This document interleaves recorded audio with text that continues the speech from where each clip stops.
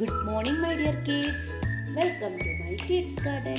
എൻ്റെ എല്ലാ കുഞ്ഞു കൂട്ടുകാർക്കും സുഖമാണെന്ന് വിശ്വസിക്കുന്നു.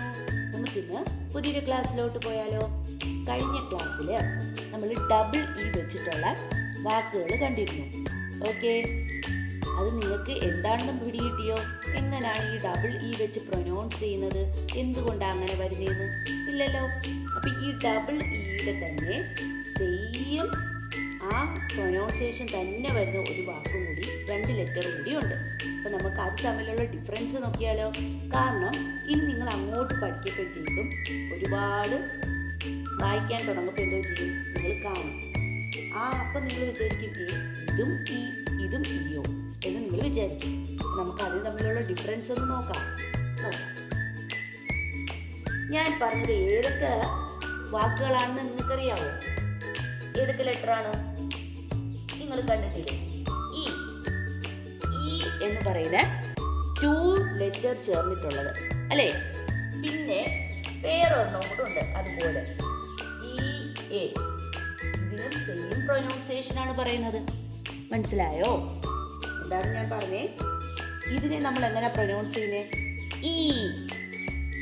ഇതിനെയും നമ്മൾ എങ്ങനെ പ്രൊനൗൺസ് ചെയ്യുന്നേ? ഇ. അപ്പം നിങ്ങൾ വിചാരിക്കും രണ്ടും ഈ മാത്രം തന്നെയോ? അപ്പം എങ്ങനെ നമ്മൾ എഴുതും? നമ്മൾ എഴുതാൻ നേരത്തെ ഒരു വാക്ക് ഇപ്പം പറയുകയാണെങ്കിൽ ആ വാക്ക് എഴുതപ്പോൾ നിങ്ങൾ ഈ എഴുതി വയ്ക്കോ, ഇതെഴുതി വയ്ക്കോ, ഏതെഴുതി വയ്ക്കും? അപ്പം നിങ്ങൾക്ക് കൺഫ്യൂഷൻ ആവത്തില്ലേ? അപ്പം അത് നമുക്ക് പഠിക്കണ്ടേ? അതിൻ്റെ ട്രിക്ക് ഞാൻ പറഞ്ഞുതരാം. നമ്മളെ ഈ ഡബിൾ ഇ ഇല്ലേ, ഈ ഡബിൾ ഇ ആണെങ്കിൽ എന്താ, നേച്ചറിനെ സൂചിപ്പിക്കുന്ന വാക്കുകളായിരിക്കും വരുന്നത്. ഈ ഡബിൾ ഇ എന്ന് പറയുന്നത് നമ്മളെ നേച്ചറിനെ സൂചിപ്പിക്കുന്ന വാക്കുകളായിരിക്കും വരുന്നത് ഈ ഡബിൾ ഇ. മനസ്സിലായോ? ഓക്കെ ആണോ? നേച്ചർ എന്ന് പറഞ്ഞാൽ എന്താ? ഓക്കെ, നേച്ചറിനെ സംബന്ധിച്ചാണെന്ന് ഞാൻ പറഞ്ഞു. നേച്ചർ എന്ന് പറഞ്ഞാൽ എന്താണ്? നമ്മുടെ പ്രകൃതി. നമ്മുടെ പ്രകൃതിയെ റിലേറ്റ് ചെയ്ത് വരുന്ന വാക്കുകളായിരിക്കും എന്തിൽ വരുന്നത്? ഈ ഡബിൾ ഇക്കകത്ത് വരുന്നത്. ഓക്കെ, ഇനി അടുത്ത എ. ഇതിനകത്ത് വരുന്ന എന്തിനെ റിലേറ്റ് ചെയ്തിട്ടുള്ളതാണ്? നമ്മുടെ വാട്ടർ. പിന്നെ എന്തിനാണ്?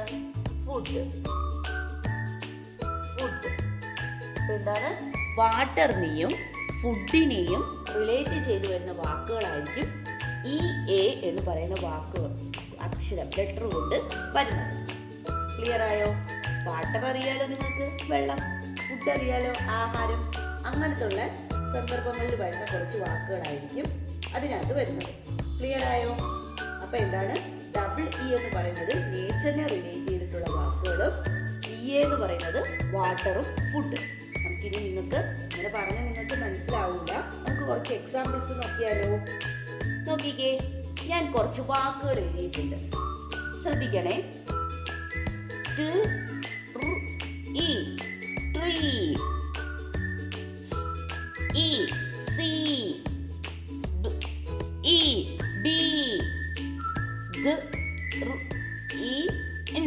Green, street. നോക്കിക്കേ, ഇതെല്ലാം നേച്ചറിനെ റിലേറ്റ് ചെയ്തിട്ടുള്ള വാക്കുകളല്ലേ? ട്രീ നമ്മുടെ നേച്ചർ, പ്രകൃതിയിലുള്ളതല്ലേ ട്രീ. സി എന്ന് പറഞ്ഞാൽ എന്താ? കാണുക അല്ലേ? നമുക്ക് കണ്ണുണ്ടെങ്കിലല്ലേ നമുക്ക് ഈ പ്രകൃതിയൊക്കെ കാണാൻ പറ്റൂ അല്ലേ? ബി എന്ന് പറഞ്ഞാൽ എന്താ? തേൻ തുമ്പി അല്ലേ?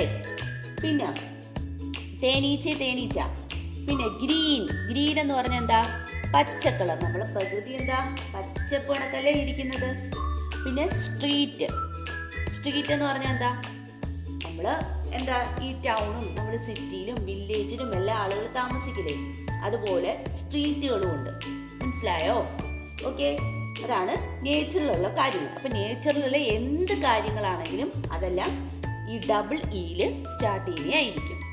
ഓക്കെ, ഇനി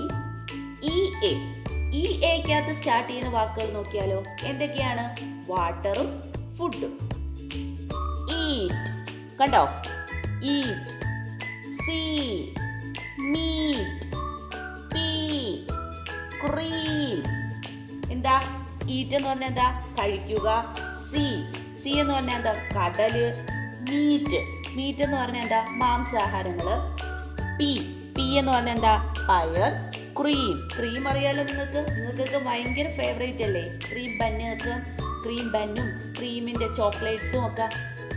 ആ ക്രീം മനസ്സിലായോ? ക്ലിയർ ആയോ? അപ്പം ഈ രണ്ടിനും സെയിം പ്രൊനൗൺസിയേഷൻ ആണ് വരുന്നത്. അതിന്റെ മീനിങ്സിനകത്ത് വ്യത്യാസം വരും. ഓക്കെ, നേച്ചറിനെ റിലേറ്റ് ചെയ്തിട്ടുള്ളതായിരിക്കും ഡബിൾ ഇയിൽ വരുന്നത്. വാട്ടർ ഫുഡിനെ റിലേറ്റ് ചെയ്തിട്ടുള്ളതായിരിക്കും ഇക്കകത്ത് വരുന്നത്. നമ്മൾ സ്പീക്ക് ചെയ്യപ്പോൾ എന്താ? സെയിം ആയിട്ടല്ലേ? ഇപ്പോൾ ട്രീ, സെയിം പ്രൊനൗൺസിയേഷൻ. എന്തെങ്കിലും വ്യത്യാസമുണ്ടോ? സ്പെല്ലിങ്ങിനകത്ത് ചേഞ്ചസ് വരും. ക്ലിയർ? ആ സ്പെല്ലിങ്ങിനകത്ത് ചേഞ്ചസ് വരുന്നതാണ് ഏറ്റവും നമ്മൾ ശ്രദ്ധിക്കേണ്ടത്. അപ്പം നിങ്ങളോടിപ്പം സി എന്ന് പറയപ്പോഴത്തേക്കും ഏത് സി ആണ്? ഐ നോക്കുന്നു. സി എന്ന് പറഞ്ഞാൽ കാണുക. ആ സി ആണോ കടലിന്റെ സി ആണോ എന്ന് അറിയില്ല. ഇപ്പോൾ ഒരു പിക്ചർ തന്നു, കടലിന്റെ പിക്ചർ തന്നിട്ട് നിങ്ങളോട് ഇതിന്റെ പിക്ചർ എന്തിന്റെ പിക്ചർ ആണെന്ന് എഴുതാൻ പറയും. അപ്പൊ നിങ്ങൾ എന്തോ എഴുതും? സി എന്ന് പറയുന്നത് നിങ്ങൾക്കറിയാം, സിയുടെ പിക്ചർ ആണ്. പക്ഷെ നിങ്ങൾ സ്പെല്ലിംഗ് എന്താ എഴുതുക? പ്രൊനൗൺസ് ചെയ്യുമ്പം സി ഇങ്ങനെ എഴുതി വയ്ക്കും. അപ്പൊ ഇത് റോങ് അല്ലേ? ഇത് കടലിന്റെ സിയുടെ സ്പെല്ലിംഗ് ആണോ? അല്ല. അപ്പൊ അതുകൊണ്ടാണ് പറയുന്നത് വാട്ടർ ഫുഡിനെ റിലേറ്റ് ചെയ്തിട്ടുള്ളതെല്ലാം എന്ന് പറയുന്നതും നേച്ചറിനെ റിലേറ്റ് ചെയ്തിട്ടുള്ളതെല്ലാം ഡബിൾ വരുന്നതുമായിരിക്കും. മാറിപ്പോകരുത്. അതുകൊണ്ടാണ് ഞാൻ ഇങ്ങനത്തെ ഒരു ക്ലാസ് എടുത്തത് തന്നെ. ഓക്കെ, ക്ലിയർ ആയോ? അത് തമ്മിലുള്ള ഡിഫറൻസ് നിങ്ങൾക്ക് മനസ്സിലായല്ലോ? ഓക്കെ അല്ലേ? നമുക്ക് കൂടുതൽ വാക്കുകൾ ഇതിനെ രണ്ടിനെ റിലേറ്റ് ചെയ്തിട്ടുള്ളത് നെക്സ്റ്റ് ക്ലാസ്സിൽ പഠിക്കാം. അപ്പോൾ നിങ്ങൾക്ക് കൂടുതൽ പിടിയും. ഓക്കെ, ഈ ക്ലാസ് ഇത്രയേ ഉള്ളൂ. എൻ്റെ എല്ലാ കുഞ്ഞുമക്കൾക്കും എൻ്റെ വീഡിയോ ഇഷ്ടപ്പെട്ടെന്ന് കരുതുന്നു. നിങ്ങൾക്ക് ഈ വീഡിയോ ഇഷ്ടപ്പെട്ടെങ്കിൽ ലൈക്ക് ചെയ്യുക, ഷെയർ ചെയ്യുക, സബ്സ്ക്രൈബ് ചെയ്യുക. അതുപോലെ തന്നെ ഓൺലൈൻ ക്ലാസ്സുകൾ അവൈലബിൾ ആണ്.